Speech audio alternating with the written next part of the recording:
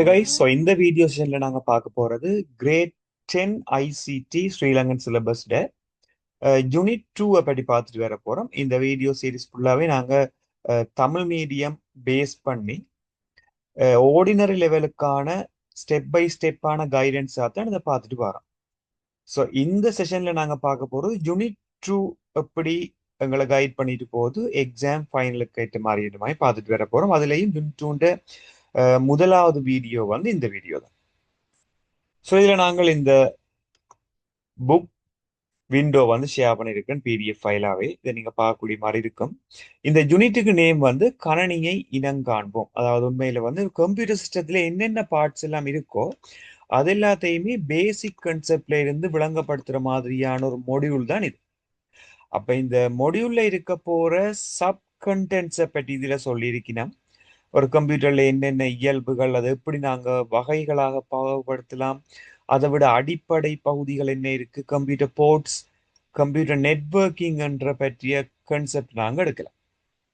உண்மையில இந்த கம்ப்யூட்டர்ண்டா என்னன்றதுக்கான இன்ட்ரடக்ஷன் இதுல நிறைய விஷயம் சொன்னாலுமே எங்களுக்கு தெரிய வேண்டிய விஷயம், தரவுகளை தகவல்களாக மாற்றுகின்ற ஒரு சாதனம் தான் இந்த computer. Computer is a machine or the device which is converting the data into information. That's it.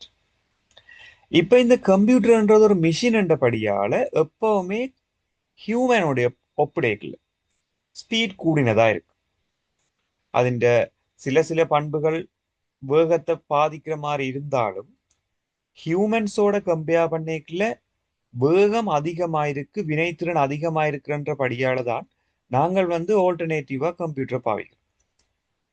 அடுத்த விஷயம், இந்த கம்ப்யூட்டர்ஸ் வந்து டைம் டு டைம் என்ன மாதிரி போய்கொண்டிருக்குன்னு சொன்னால் நிறைய மாற்றங்களுக்கு உட்பட்டு போய்கொண்டிருக்கு. அப்போ ஒரு கணனியின் பண்புகள் எப்படி இருக்கும் அதை நாங்கள் கம்பேர் பண்றதுக்கு இதுல ஒரு டேபிள் வந்து எங்களுக்கு தந்திருக்கு. இப்போ நார்மலாவே ஒரு கம்ப்யூட்டர்ன்னு சொல்லிக்கல உங்களுக்கு என்னென்ன பண்புகள் இந்த இடத்துல இருக்குமென்று பார்க்கறதுக்காக இதுல ஒரு டேபிள் தந்திருக்கேன். முதலாவது பார்த்தீங்கன்னா ஸ்பீட், கதி என்ற மாதிரி ஒரு தமிழ் தந்திருக்கு. அப்ப எப்பவுமே ஒரு கம்ப்யூட்டர்ன்றது ஹியூமன் செய்யற வேலையை விட குறைவான நேரத்துல நிறைய வேலைகளை எடுத்துக்கொள்ளும். குறிப்பிட்ட ஒரு நேரத்துல மனிதனால செய்யக்கூடிய வேலைகளை விட அதிகளவான ஆற்றலை கொண்ட ஒரு கருவி அல்லது ஒரு பொறியாக இந்த கம்ப்யூட்டர் காணப்படும். ஜஸ்ட் இதுன்ற எக்ஸ்பிளனேஷன் ஒரு டிஸ்கிரிப்ஷன் எல்லாம் உங்களுக்கு தேவையில்லை. கதி என்றது ஒரு கணனின்ற பண்பு. அடுத்தது செம்மை, அடுத்தது நம்பகத்தகம். ரெண்டுமே ஒன்றுதான், அக்யூரசி என்ற மாதிரி சொல்லிக்கொள்வோம். அதாவது நாங்கள் சரியான விதத்தில் அறிவுறுத்தல்களை கணனிக்கு கொடுப்பமாக இருந்தால் அங்க கிரியேட் பண்ண போற அவுட்புட், அதே எங்களுக்கு கிடைக்க போற அவுட்புட் வந்து சரியானதா இருக்கு. இப்ப கணனி எங்களுக்கு தார விட பிழையா இருக்குன்னு சொன்னா எங்களுக்கு விளங்க வேணும், நாங்கள் அதுக்கு பாஸ் பண்ற இன்ஃபர்மேஷன் அல்லது நாங்கள் கெத பண்ண டேட்டா பிழையா இருக்கு. அடுத்து எஃபிஷியன்சி என்று சொல்லிக்கொள்வோம். எஃபிஷியன்சி என்றது எதை பற்றி நாங்கள் டிஸ்கஸ் பண்ண போறோம் என்று சொன்னால், மனிதனுக்கு இயல்பாவே வந்து ஒரு களைப்புத்தன்மை, சோர்வுத்தன்மை என்றது இருக்கு. உதாரணத்துக்கு நாங்கள் வந்து ஒரு 100 டேட்டாவை எழுத வேணும் கையாளு டேக்குள்ள. ஆரம்பத்தில் எழுதியக்குள்ள ஒரு வேகம் இருக்கும், போக போக அந்த வேகம் வந்து படிப்படியா குறைவடையும். பிகாஸ் எங்களோட மைண்டும் வந்து ஓரளவு களைப்படைய தொடங்கும். பட் மெஷின் என்றபடியால நீங்கள் எவ்வளவு டேட்டா நீங்கள் கொடுத்தாலும், எவ்வளவு நேரம் அதை ஒர்க் பண்ண வச்சாலும் அதே அளவு திறனோட வேலை செய்யும். ஸோ நீங்கள் 20 ஹவர்ஸ் அதை ஒர்க் பண்ண வச்சா கூட அது களைப்படைகிற தன்மையை கொண்டிருக்காமல் தான் இருக்கு. இதைத்தான் எஃபிஷியன்சி என்று சொல்லி இந்த இடத்துல மென்ஷன் பண்ணியிருக்கேன். அடுத்தது பார்த்தோம் என்று சொன்னால் வேர்சடைலிட்டி. இப்போ உதாரணத்துக்கு மொபைல் ஃபோனே எடுக்கலாம். மொபைல் ஃபோனை வச்சு நீங்கள் ஒரு கேமரா மாதிரி ஒர்க் பண்ணலாம்.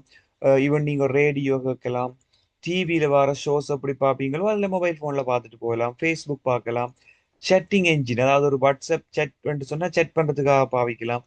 ஒரு டிவைஸ் நிறைய வேலை செய்யும். இதே தான் எங்கட கம்ப்யூட்டர்.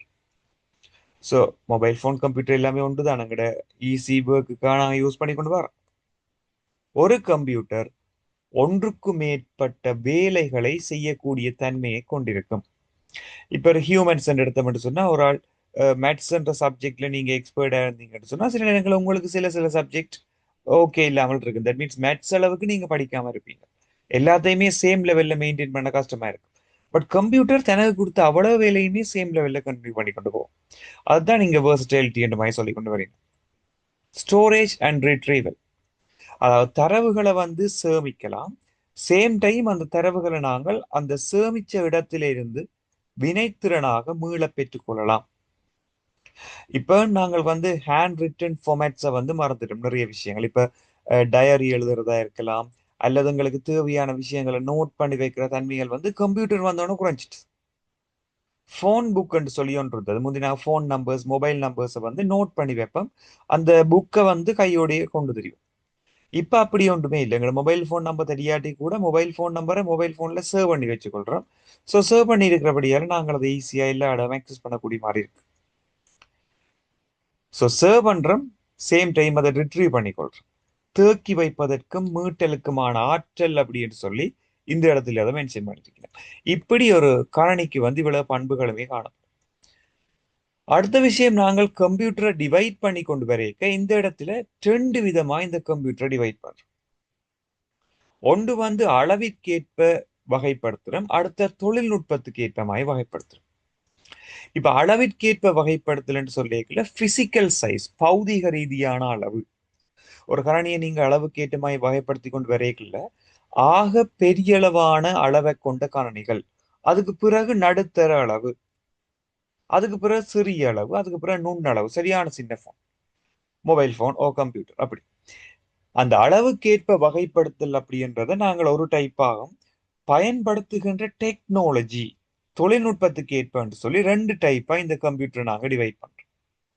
அப்ப இருக்கிற கரணிகள்லயே மிகவும் பாரியளவான கரணிகளை நாங்க சொல்லிக் கொள்ளுவோம் சூப்பர் கம்ப்யூட்டர்ஸ். இந்த சூப்பர் கம்ப்யூட்டர்ஸ் அப்படின்றது எப்படியான கரணிகளா இருக்கும்னு சொன்னால் எஃபிஷியன்சி அதிகமான கரணிகளாக இருக்கு. இப்போ உதாரணத்துக்கு நல்ல வேகமா வேலை செய்யும், பௌதிக அளவு வந்து அதிகமா இருக்கும், பெரிய பெரிய மிஷன்ஸ், ஆராய்ச்சி நடவடிக்கைகள், யுத்த நடவடிக்கைகளுக்காக எல்லாம் இதைத்தான் பாவிக்கும். அப்படி இதுல விளக்கமாங்களை சார்ந்திருக்கிற மிக்கரணிகள் அதி உயர் ஆற்றல் மிக்கவை, விஞ்ஞான பொறியியல் பணிகளுக்காகவும் சிக்கலான கணித பிரசின்னங்களுக்கு தீர்வு காணும் பயன்படுத்தப்படும் இக்கரணிகள் நாசா போன்ற நிறுவனங்கள்னாலும் பாரிய வியாபார நிறுவனங்கள்னாலும் இராணுவ அலுவல்களுக்கும் பயன்படுத்தப்படும். பொதுவா அங்கட கேள்வி இல்லை இதை பற்றி கேட்கல. ஆராய்ச்சி நடவடிக்கைகள், விஞ்ஞான அகழ்வாராய்ச்சி நடவடிக்கைகள், அது மாதிரி யுத்த நடவடிக்கை, மிலிட்ரி பர்பசஸ், அதுக்கெல்லாம் பாவிக்கிற ஒரு பாரியளவான கணிகள் தான் இது. இப்ப நாசா மாதிரியான விண்வெளி ஆராய்ச்சி நிலையங்கள்ல பயன்படுத்தப்படுற கணிகள் கூட இதுதான். சாதாரண கணிகளால செய்யப்பட முடியாத பாரியளவான வேலைகளுக்காக இதை நாங்க பாவிக்கிறோம். ഇതിന്റെ பௌதீக அளவை விட குறைவளவான கணிகள், குறைவளவான அளவை கொண்ட கணிகளை நாங்க மெயின் ஃப்ரேம் கம்ப்யூட்டர்ஸ் என்ற நேமால சொல்லுவோம். தட் மீன்ஸ் பெருமுக கணிகள் என்ற நேமால சொல்லுவோம்.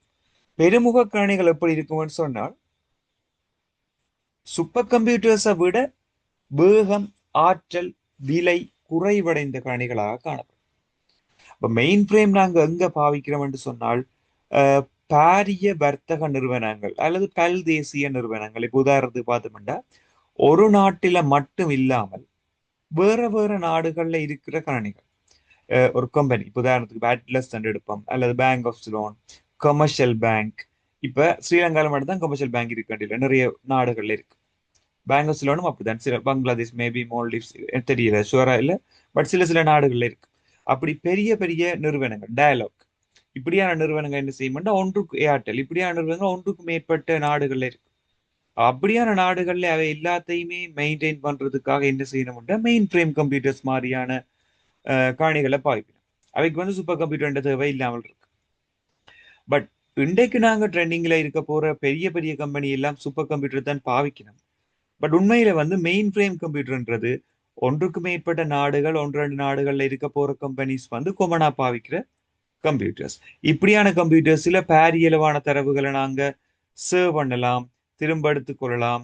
அதை விட ப்ரொசஸர் வந்து ஸ்பீடா இருக்கும். இது செகண்ட் டைப். மூன்றாவதா நாங்க பார்க்க போறது, இப்ப இதுல ஒரு இமேஜ் மாதிரி எங்களுக்கு தந்திருக்கீங்கன்னா, இப்ப நார்மலா வந்து டெர்மினல்ஸ் முடிவிடங்கள் அப்படின்னு தந்துட்டு சூப்பர் கம்ப்யூட்டர் அப்படின்னு தந்துட்டு பெருமுக கணிகள் தந்திருக்கேன். இப்ப சூப்பர் கம்ப்யூட்டரை விட இந்த மெயின் ஃப்ரேம் கம்ப்யூட்டர் அளவு வந்து சிறிதா இருக்கும்னு சொல்லியிருக்கேன். அடுத்தது பாத்தீங்கன்னா மினி கம்ப்யூட்டர்ஸ் சொல்லுவோம்.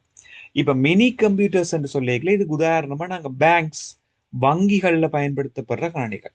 வங்கிகள் என்று சொல்லிக்க அப்புறம் நாங்கள் அந்த கேஷியர் அல்லது முன்னுக்கு இருக்க போற யாரோ ஒரு எம்ப்ளாயி யூஸ் பண்ற கணினிகளை நாங்க இதுக்கு எடுக்கக்கூடாது.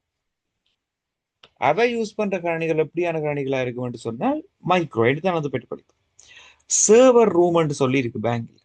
இப்ப சர்வர் ரூம் என்று சொல்லிக்கல அந்த ஏற்கனவே காணப்படுற கணினிகள் எல்லாத்தையுமே கண்ட்ரோல் பண்ற கணினிகள் தான் சர்வர். அப்ப ஒரு வங்கியில இருக்க போற சாதாரண கணினிகள் எல்லாத்தையும் முகாமை செய்கின்ற கணினிகள், அதுக்கு தான் வங்கியல்ல காணப்படுற கணினி என்ற மாதிரி இதுல சொல்லியிருக்கேன். அப்ப சாதாரணமா நாங்க முதல் பார்த்த சூப்பர் கம்ப்யூட்டர் மெயின் ஃப்ரேம் கம்ப்யூட்டரை விட இப்படியான கணினிகள் என்ன செய்யும் என்று சொன்னால் அளவு, ஆற்றல், வேகம் எல்லாம் குறைவானதா இருக்கு.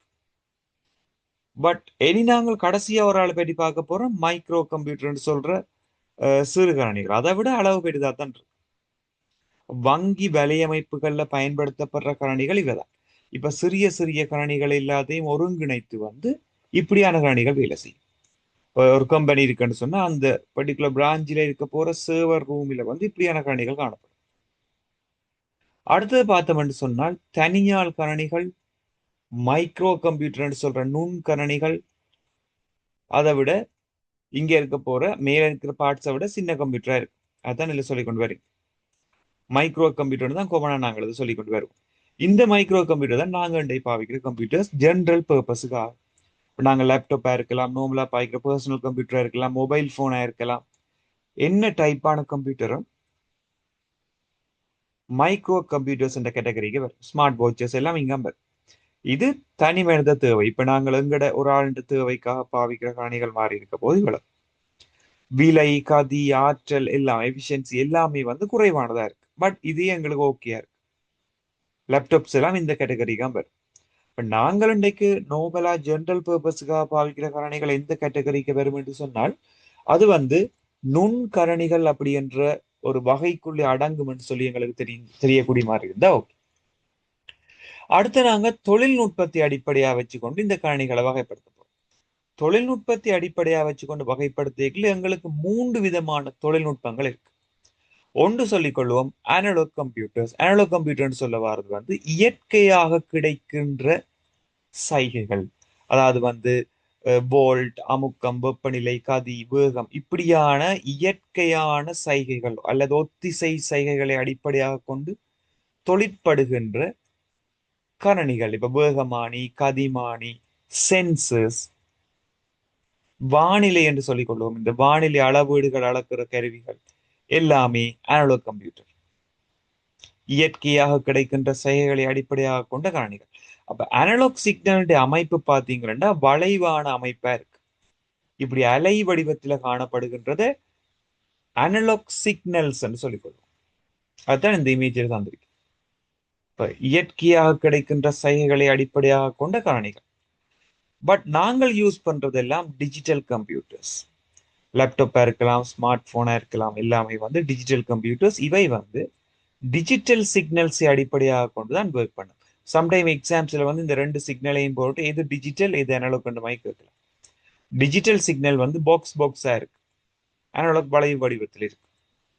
ஸோ சயின்ஸ்ல நீங்க படிப்பீங்க அனலாக் எப்படி டிஜிட்டலா மாத்திரம் நீங்க படிச்சுட்டு வருவீங்க.